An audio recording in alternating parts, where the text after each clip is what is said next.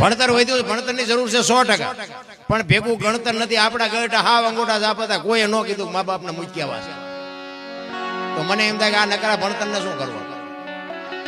ભણો ઘણો, ભણવાની જરૂર છે 100%, પણ ભેગું ગણતર નહીં હોય ને તો બાપુ આ દુનિયામાં ગાડું નથી હાલવા. આ રોગ એટલે જ વિદ્યા છે. તમે જોતા પૈસા વાળા અહીંયા ડાયાબિટીસ ને હાર્ટ એટેક ને હુમલા ચાલુ જ છે. શું કરવું પૈસા ને? શું પથારી કરવી? ડોક્ટર એક જ વાત કરે, દાળ ભાત સિવાય કઈ ખાધું મર્યો. શું કરવા પૈસા? બોલ, કાંઈ છે જ નહીં ભાઈ. હળવા ફૂલ થઈ જાવ, કોઈની માથે વજન છે ને લઈને ફરે બધા. મેં કર્યું. જાવ તાર લેતા જજો ને બીજા વાપરશે.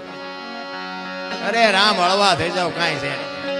એટલે પુરુષોત્તમ બાપુ એની જનતાની બાપુ વાત કરે છે કે મારી માં તો મારી માં છે. સંતોએ છે ને આપણને બાપુ બહુ ટકોર કરી છે. અને આ વાણી જે છે ને બાપુ મહાપુરુષો બનાવી એના સમજવા માટે સદગુરુ જોવે. એમ નામ સમજાય એવી વાત એ નથી. હા, એટલે બધા ભજન ગયા. આજે હું બોલું ને એ તમને થોડુંક તો ઉતરે.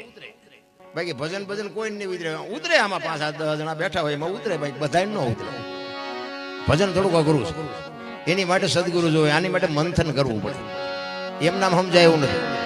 ઘડી ભળની ખબર નથી, કરે કલકી વાત, જીવ માથે જમણા ફરે, તેતર માથે બાજ.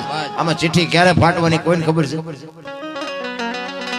તો ઠેકડા મારવાની જરૂર ક્યાં હતી? જોકે મેં મારી લીધા, બધા ઓળખે છે મને સારી રીતે.